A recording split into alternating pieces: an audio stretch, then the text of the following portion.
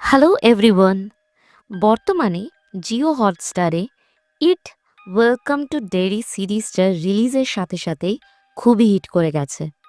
তাই আজকের গল্প গ্রেট হরর অথর স্টিফেন কিংয়ের লেখা ইট মুভিটা, যেটা 2017-তে রিলিজ করেছিল। এর আইএমডিবি রেটিং 7.3 আউট অফ 10 এবং রটন টমেটোজে 85% ফ্রেশ। যারা অলরেডি মুভিটা দেখেছো তাদের জন্য এই এক্সপ্ল্যানেশনটা একটা কুইক রিক্যাপের মতন হবে, এবং যারা দেখোনি তারা অবশ্যই এক্সপ্ল্যানেশনটা শুনে তবেই সিরিজটা দেখা শুরু করো। তাহলে চলো শুরু করা যাক আজকের ভূতের গল্প। এই কাহিনীর প্রেক্ষাপট 1988-এর আমেরিকার ডেরি বলে একটা ছোট্ট শহরে। তখন বর্ষাকাল। 6 বছর বয়সী জর্জিতাই ওর 12 বছর বয়সী দাদা বিলের সঙ্গে কাগজের নৌকা বানিয়ে জলে ছাড়বে বলে বায়না করছিল। বিল ওকে কাগজের নৌকা বানিয়ে ওয়্যাক্স দিয়ে ওটাকে ওয়াটারপ্রুফ বানিয়ে দিলেও নিজে ওর সাথে খেলতে যায় না, কারণ ওর সর্দি লেগেছিল। কিন্তু বিল ভাইয়ের উপর নজর রাখবে বলে ওকে একটা ওয়াকি টকি সঙ্গে দেয়। জর্জি ওর কাগজের নৌকা নিয়ে মহা আনন্দে পাকা রাস্তার ধার দিয়ে বয়ে যাওয়া বৃষ্টির জলের সঙ্গে নৌকা ভাসাতে ভাসাতে এগিয়ে যায়। হঠাৎই রাস্তার ধারে ড্রেনের ফাঁকে নৌকাটা জলের তোরে ঢুকে যায়। জর্জি দৌড়ে ওটাকে ধরতে গেলেও পারে না। কিন্তু ওই ড্রেনের ফাঁকে হঠাৎ জর্জি দুটো চোখ লক্ষ্য করে, যেটা একটা ক্লাউন বা জোকারের ছিল। এই জোকারটার হাতেই ছিল জর্জির কাগজের নৌকাটা। জর্জি প্রথমে ড্রেনের মধ্যে জোকারটাকে দেখে ভয় পেলেও জোকারটা কিন্তু নিজের পরিচয় দেয় ওর নাম পেনিওয়াইজ বলে, যে একটা ডান্সিং ক্লাউন, এবং ও বেশ ওর কথায় জর্জিকে ভুলিয়ে নিয়েছিল। তাই জর্জি যেই ওই নৌকাটা নিতে হাত বাড়ায়, তখন এই জোকারটা তার সহস্র দাঁত বের করে প্রথমে জর্জির হাত কামড়ে ছিঁড়ে নেয় এবং পরে পুরো জর্জিকেই ভেতরে টেনে নেয়। এই ইন্ট্রোডাকশনের পর ঘটনা 1 বছর এগিয়ে যায়। আমরা ডেরি স্কুলের গরমের ছুটি শুরু হওয়ার ঠিক আগের দিনে 4 বন্ধুকে দেখি। এর মধ্যে রয়েছে বিল, রিচি, এডি এবং স্ট্যানলি। এরা গরমের ছুটিতে কে কি করবে সেটাই প্ল্যান করছিল। যেখানে বিল এখনও ওর ভাই জর্জিকে ওর বন্ধুদের সঙ্গে খুঁজতে যেতে চায়, কারণ ও ভাবে জর্জি কোনোভাবে ওই সিওয়েজ লাইনে হারিয়ে গেছে এবং বাড়ি ফেরার রাস্তা পাচ্ছে না। যদিও স্কুলের বাইরে একটা সাইনবোর্ডে আমরা পরিষ্কার দেখতে পাই কারফিউ অ্যাট 7 PM বলে লেখা আছে, কারণ গত 1 বছর ধরে অনেক বাচ্চাই বিভিন্ন জায়গা থেকে হারিয়ে যাচ্ছে। তাই স্কুল ছুটির সময় অনেকবার পুলিশ এসেও দাঁড়িয়ে থাকতো স্কুলের বাইরে। যাই হোক, এই পুলিশ বা শেরিফ বাওয়ার্সের ছেলে ছিল হেনরি বাওয়ার্স। হেনরি এবং ওর 3 বন্ধু ভিক্টর, প্যাট্রিক আর ব্ল্যাচ ছিল পাড়ার দাদা, বা বাংলায় যাকে হনু বলে, যারা বাকি বাচ্চাদের বুলি করত, মারত, পিটত। তাই ওদেরকে মোটামুটি সবাই ভয় পেত। স্কুলের আরেকটি কিশোরী মেয়ে ছিল বেভারলি মার্শ। এই বেভারলি স্কুলের কোনো একটা নাটকে কোনো ছেলেকে কেস করেছিল। তবে থেকেই ও এই স্কুলে পুরোপুরি বদনাম। এই স্কুলে নতুন এসেছিল আরেকটা বাচ্চা ছেলে নাম বেন। বেন একটু মোটা ছিল বলে ও হেনরি আর তার দলের সহজ টার্গেট ছিল। বেন কিন্তু পড়াশোনায় খুব ভালো ছিল এবং ও বেভারলিকেও খুব পছন্দ করত। যাই হোক, এই একদল স্কুল পড়ুয়া ছাড়াও আমরা আরেকটি ছেলে মাইককে দেখতে পাই, যে শহরের কসাইখানায় কাজ করে। 13 বছরের মাইকের জীবন আর 5জন বাচ্চার মতন ছিল না।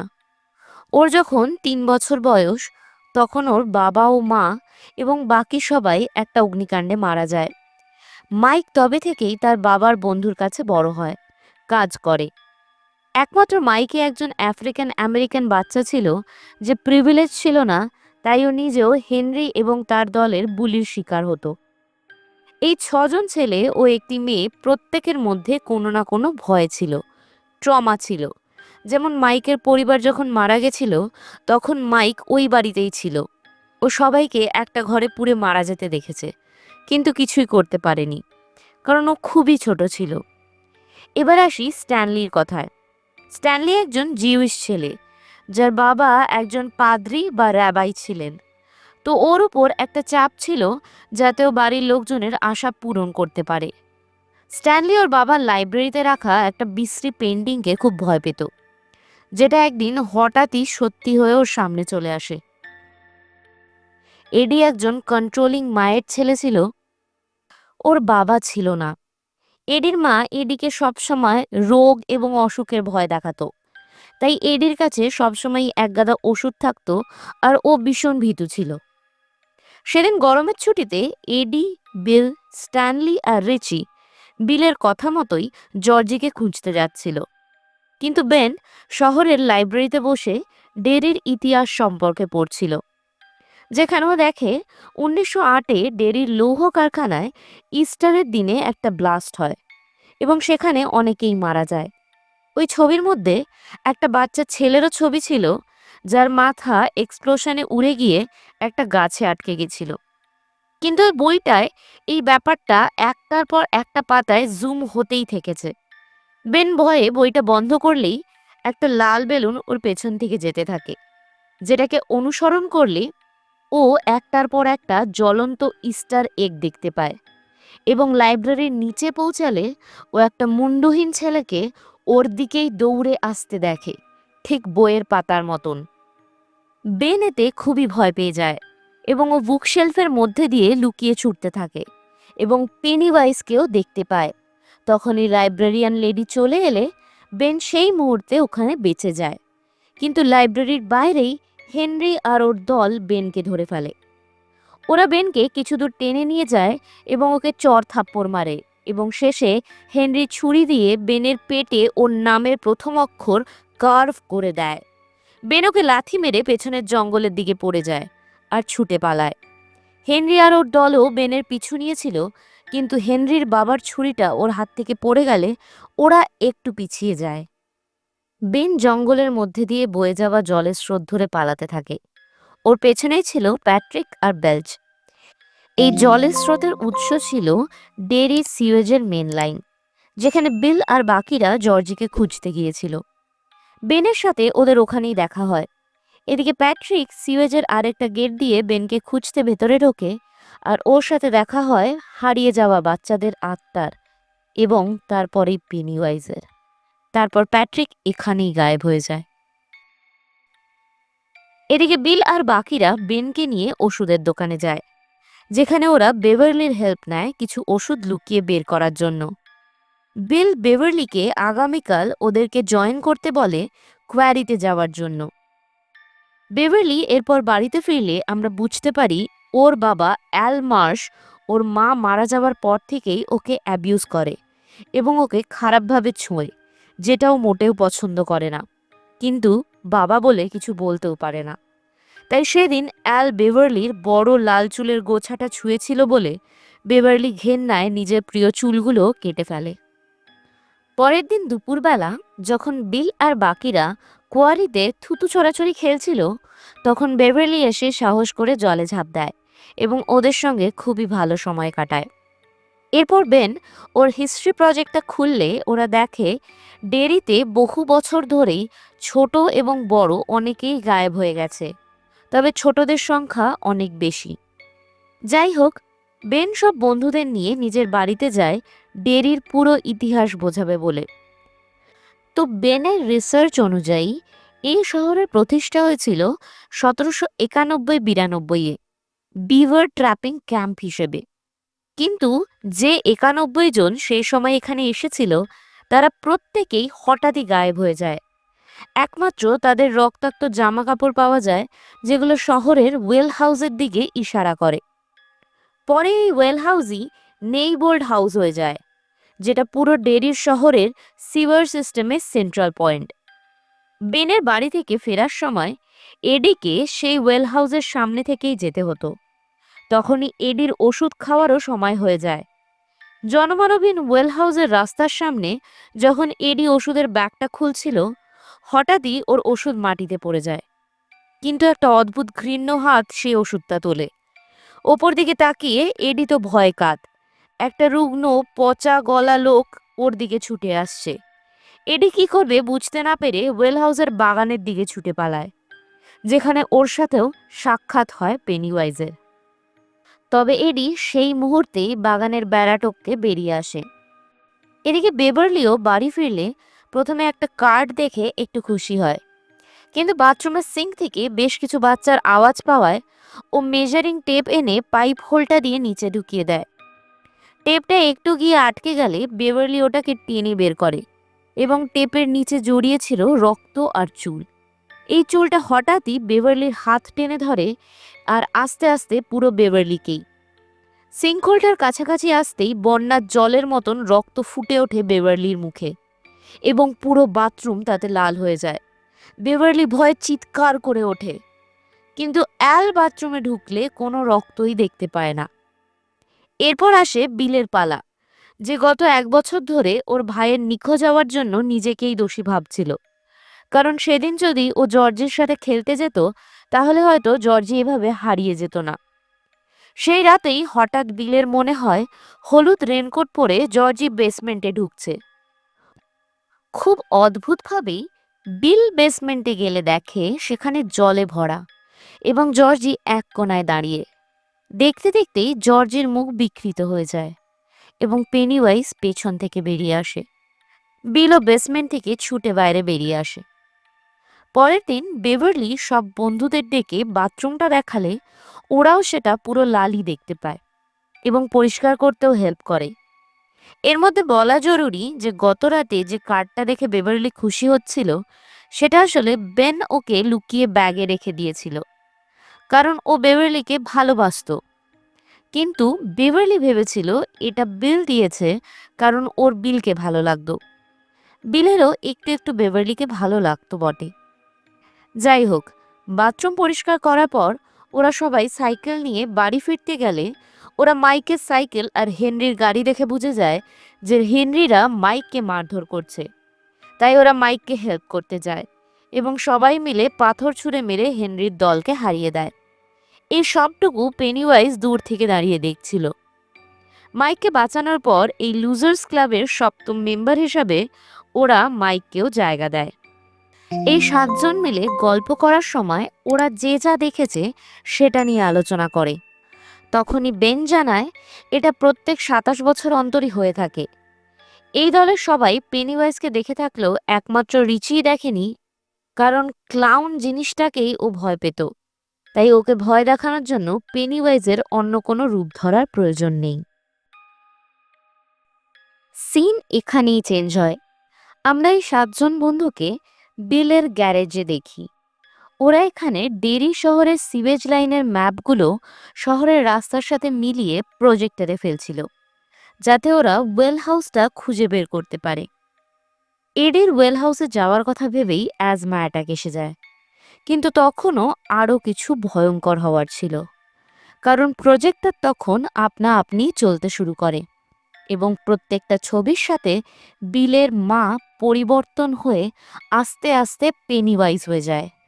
আর তারপরেই বিশাল আকৃতির পেনিওয়াইজ সশরীরে প্রজেক্টরের দেওয়াল থেকে বেরিয়ে আসে। বিল সাহস করে কোনো মতে গ্যারেজের দরজা খুলে দিলেই পেনিওয়াইজ গায়েব হয়ে যায়। এই মুহূর্তে প্রত্যেকটা বাচ্চা ভয় পেয়ে গেছিল, যেটা খুব স্বাভাবিকও ছিল। কিন্তু বিল ওর ভাই জর্জিকে ফিরিয়ে আনবে বলে নেই বোল্ট বা ওয়েল হাউসে যাবে বলে দৃঢ় সংকল্প ছিল। বাকি বন্ধুরা ওকে না করে দিলে ও বাকিদের ছেড়ে একাই চলে যায়, কারণ জর্জিকে ছাড়া ওর বাড়িটাও ওয়েল হাউসের মতনই ভয়ঙ্কর। তবে এই 7জনের বন্ধুত্ব এতটাও কাঁচা ছিল না, তাই ওরা প্রত্যেকেই বিলের পেছনে ওয়েল হাউসে পৌঁছে যায়। বিল, রিচি আর এডি ওয়েল হাউসের ভেতরে ঢোকে আর বাকিরা বাইরে দাঁড়ায়, যাতে কোনো এমার্জেন্সি হলে ওরা কাউকে ডেকে আনতে পারে। ওয়েল হাউসের ভেতরটা একটা পুরনো ভাঙাচোরা ঘরের মতনই, শুকনো গাছ, আগাছা আর ঝুলে ভরা ছিল। আর সেখানেই রিচি নিজের মিসিং পোস্টারটা লক্ষ্য করে। এটা দেখেই রিচি ভয়ে অস্থির হয়ে ওঠে, কারণ ও বুঝে যায় এরপরেই ওরই পালা। বিল ওকে কোনো মতে শান্ত করলে ওপরের ঘর থেকে কারুর কথা বলার শব্দ আসে। ধীরে ধীরে এই তিন বন্ধু উপরে উঠলে ওরা এই ভয়ঙ্কর ক্রিপি ক্লাউনের নানা রকম ট্রিক দেখতে শুরু করে। প্রথমে ওরা বেটি সিমসনকে দেখতে পায়, যে অনেক মাস আগেই গায়েব হয়ে গিয়েছিল। তারপর এডি বাকি দুজনের থেকে আলাদা হয়ে যায় এবং ওর সামনের ফ্লোর ভেঙে নিচে পড়ে যায়। এডি পেছন ঘুরলেই আবার সেই পচা গলা লোকটাকে দেখে, যে ওকে ওর ওষুধের সময় হয়ে গেছে বলে, এবং সাথে সাথেই এডি অজ্ঞান হয়ে নিচে পড়ে যায় আর ওর হাত ভেঙে যায়।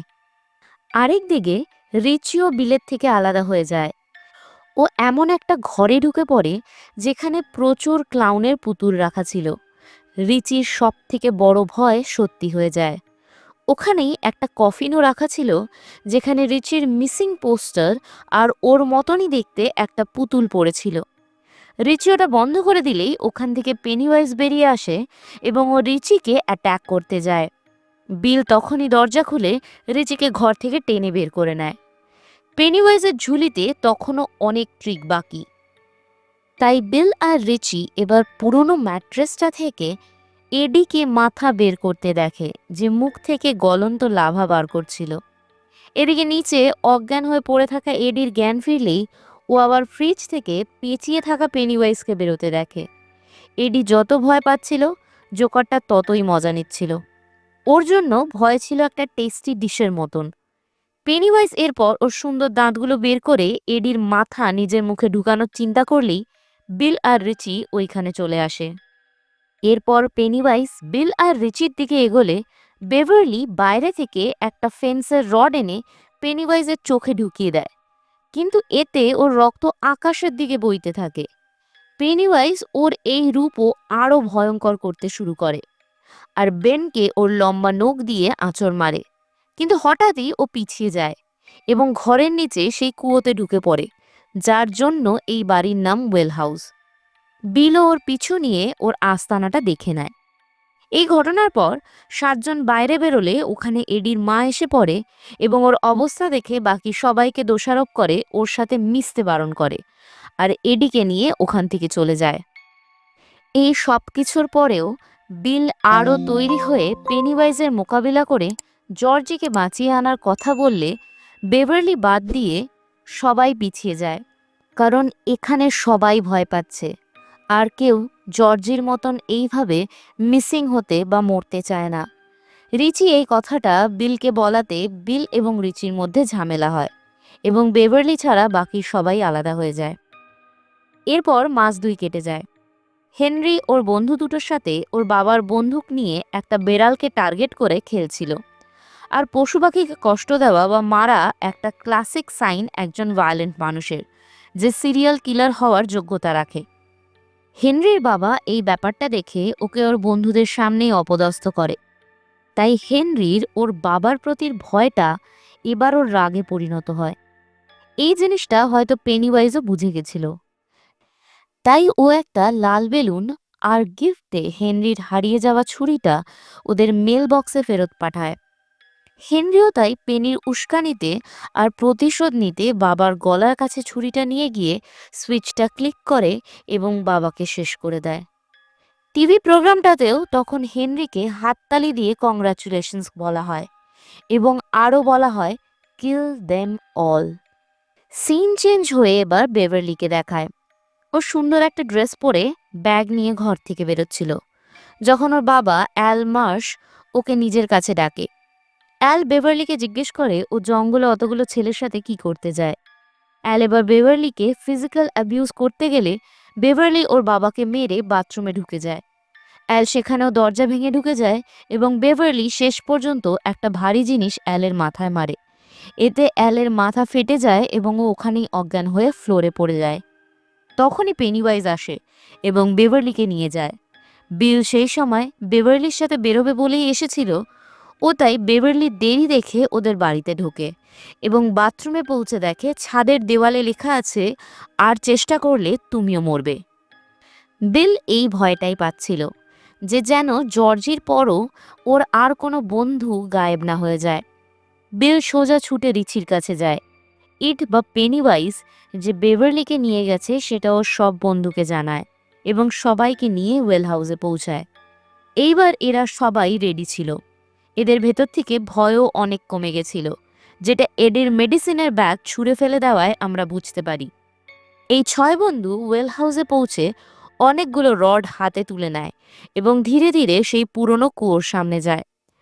বিল সমেত বাকিরা কুয়োতে দড়ি ঝুলিয়ে আস্তে আস্তে পেনিওয়াইজের আস্তানার দিকে নামে।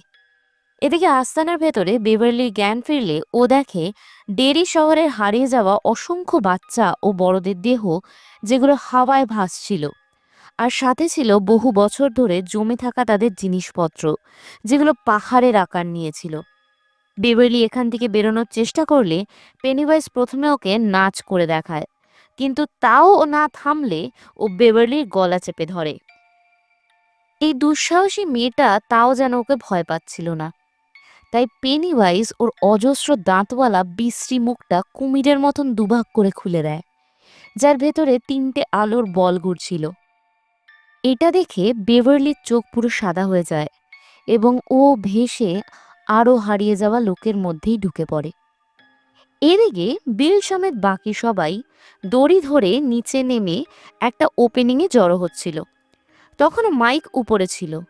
হঠাৎই হেনরি ওখানে চলে আসে এবং মাইককে মারবার চেষ্টা করে, কারণ হেনরির মাথায় কিল দেম অল কথাটাই ঘুরছিল। মাইক হেনরিকে ধাক্কা দিলে ও কুয়োতে পড়ে যায়। এইসব ঝামেলার মধ্যে স্ট্যানলি দলছুট হয়ে একা হয়ে গেলে পেনিওয়াইজ স্ট্যানলির চিরভয় সেই পেন্টিংটার রূপ ধরে চলে আসে এবং ওর মুখেই কামড় বসিয়ে দেয়। বাকিরা স্ট্যানলির চিৎকার শুনে চলে আসলে পেনিওয়াইজের এই কুৎসিত একটা ট্রিক দেখে। এরই মধ্যে বিল জর্জিকে ওর হলুদ রেনকোট পরে সিওয়েজের অলিগলিতে ঘুরে বেড়াতে দেখলে ওর পিছু নেয় এবং বিলকে দেখে বাকিরাও ওর সঙ্গ দেয়। বিল সিওয়েজে ঘুরতে ঘুরতে যেখানে বেভারলি ছিল সেই জায়গায় পৌঁছায় এবং বাকিরাও। বেন আর মাইক বেভারলিকে টেনে নামায় এবং বেন বেভারলিকে কিস করলে বেভারলির চোখ আবার আগের মতন ঠিক হয়ে যায়। ও ফিরে আসে। বেভারলি বুঝতে পারে সে কার্ডটা বেনেরই দেওয়া। এদিকে জর্জি ওই পাহাড় সমান জমানো জিনিসপত্রের এক কোণা থেকে আস্তে আস্তে বেরিয়ে আসে। জর্জির একটা হাত ছিল না। ও কেঁদে কেঁদে বিলকে বলে ওকে বাড়ি নিয়ে যেতে, কিন্তু বিল জানতো এটা জর্জি নয়, এটা পেনিওয়াইজ, যে এখন বিলের গিল্টের রূপ নিয়েছে। তাই বিল ওকে মাইকের ক্যাটল গানটা দিয়ে মাথায় শ্যুট করে। দেখতে দেখতে জর্জির দেহ পেনিওয়াইজে পরিণত হয়, আর এবার পেনিওয়াইজ একদম ভয়ঙ্কর দানবের রূপ নিয়ে নেয়। ও বিলকে অ্যাট্যাক করে, কিন্তু বাকি সব বন্ধুরা একসাথে এসে পেনিওয়াইজের উপর ঝাঁপিয়ে পড়ে, ওকে চেপে ধরে, কেউ ওর গলা, কেউ ওর হাত। কিন্তু এই জোকারের সাথে পেরে ওঠা এত সহজ নয়।